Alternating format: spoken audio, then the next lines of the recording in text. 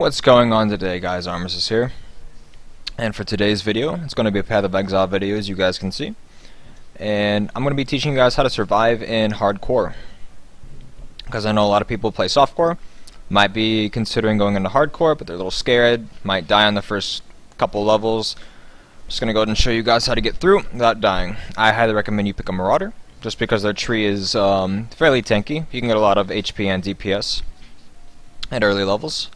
So we're gonna go and name this one Hardcore Trial.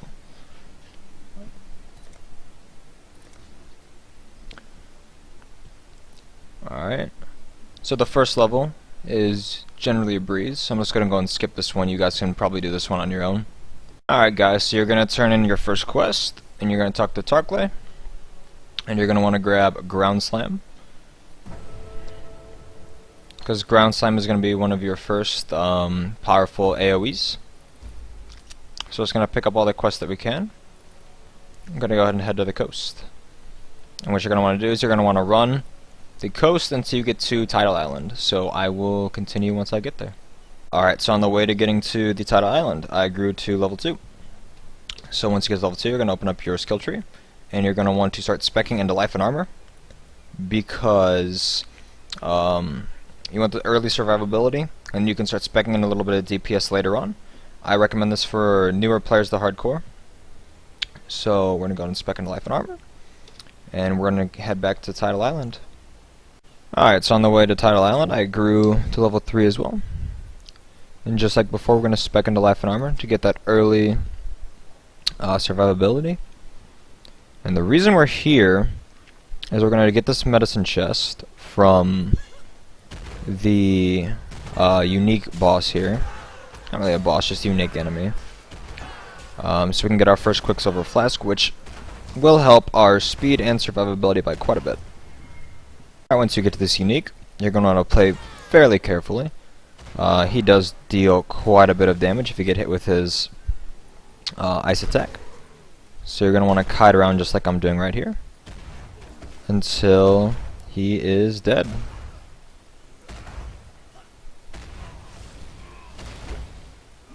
Don't be scared to pop a few potions. And there we go. So we're going to pick this up after I clear a little bit of space.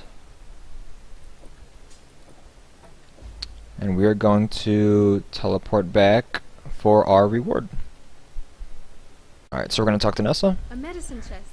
We're going to get our first Quicksilver. I like to personally put mine in slot 3.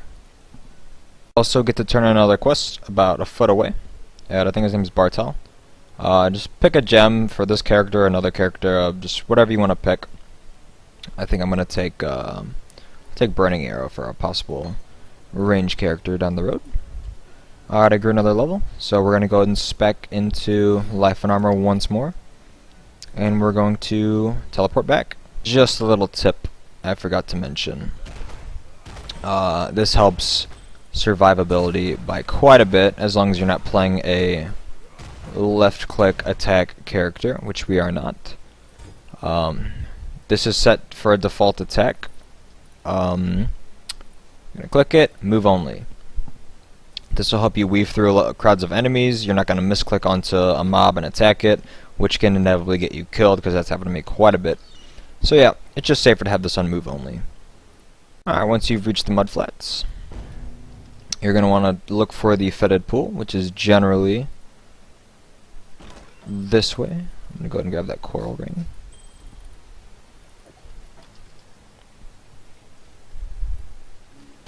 If you see enemies spawning like this, go ahead and just kill a few of them, just for that general XP. Going to pop our Quicksilver and enter the fetid pool. You're going to want to do all these early quests for the gems you get. So we're gonna quickly run through this, and I'll be back. Running through this quest, we grew another level. So we're just gonna go back into life and armor.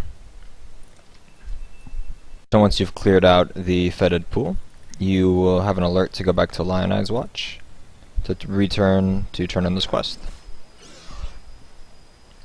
And if you have been just killing pack of mobs like I've been for the past few maps, you should be nearing level 6, which is just about where you want to be. So yeah, we're going to go ahead and teleport back and get our reward. Alright guys, the reward you get for that quest will give you 2 passive respec points, which I used to neglect on my early characters. I just thought that wasn't very necessary. And I learned later in the game that they are very, very necessary for a successful character. Because early in the game you're going to spec into things like resists, which will help your overall survivability early in the game. But as your gear improves, as you get rings that are higher level, you're going to be able to cover those resists and get those capped out at 75 without the need to use passive points, and therefore wasting them, basically. So yeah, always do this on each playthrough. Totally worth it. Yeah. Alright, so we're going to return to the mudflats. And you don't really need to mess around too much here. Just use your Quicksilver. And just look for the 3 Roa nests. Grab the glyphs.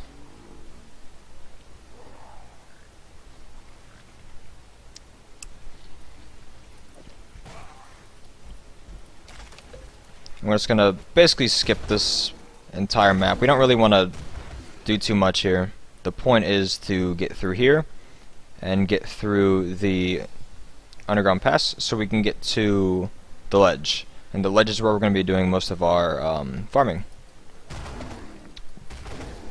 Once you get here, this is the upper submerged passage. Keep in mind that once these drifting eyes lock onto their target location for their attack, they don't turn.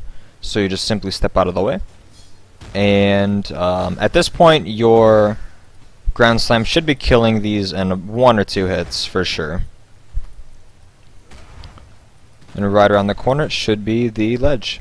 If you do happen to run across the Blood Princess, you do not have to kill her. She's fairly easy. Does a little bit of damage, but should go down easy regardless. And quickly run through the rest of this. And arrive at the ledge. If you reach the ledge, you can go ahead and use your portal scroll, teleport back to turn in this quest.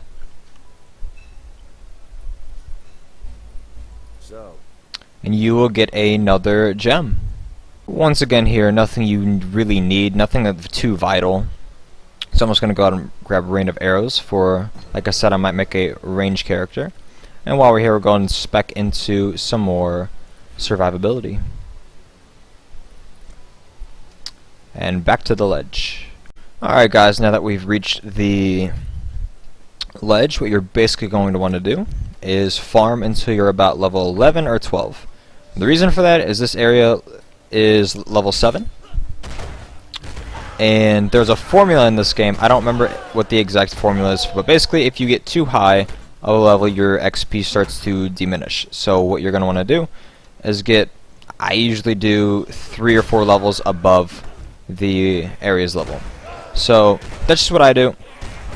If you really want to, you can go online, look up the formula, and get it to an exact science for yourself. That's just not what I do. So we're just going to run this until we're level, I want to say 11 or 12, and I'll be back. Alright guys, once you've reached level 8, you will have the option to either go up from Warrior's Blood or left.